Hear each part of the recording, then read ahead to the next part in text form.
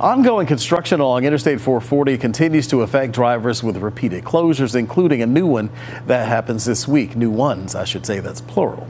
CBS 17's Mariah Ellis is live for us tonight, getting some answers about the current work on the interstate and the timeline that could impact all of us who drive that roadway. Yeah, Rod, we're standing here on Glenwood Avenue right now, and you can see just behind me, at least what we can see, two really ramps that are closed off at this point as crews continue to work in this area on the interstate. And the North Carolina Department of Transportation says while some of these closures are temporary and they're brief, they said drivers shouldn't be surprised to see these popping up periodically. Construction cones, merging lanes, and flashing signs. All of it impacting drivers traveling along Interstate 440.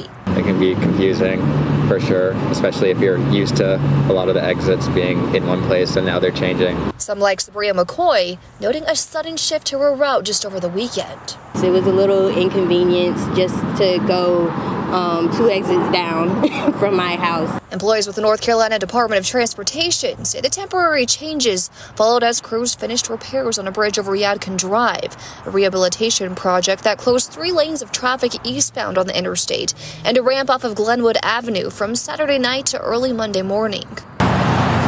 NCDOT says they're gearing for another brief closure a few miles down the interstate to close 2 ramps starting at 10 Thursday night to realign the barrier wall at Jones Franklin Road. Passing Wade Avenue and Jones Franklin, so that's my normal route pretty much every day. The roads were horrible before, so they're not bothering me as far as that. The traffic is still about the same. The Department of Transportation says drivers can expect periodic ramp closures along the interstate through late next year until the completion of the 440 improvement project between Walnut Street and Wade Avenue, adjusting ramps to fit the interstate's new height, and all to improve traffic, safety, and access on the interstate's most outdated piece of the Beltline. Infrastructure improvements are good, but it could come at a cost of having months of worse traffic.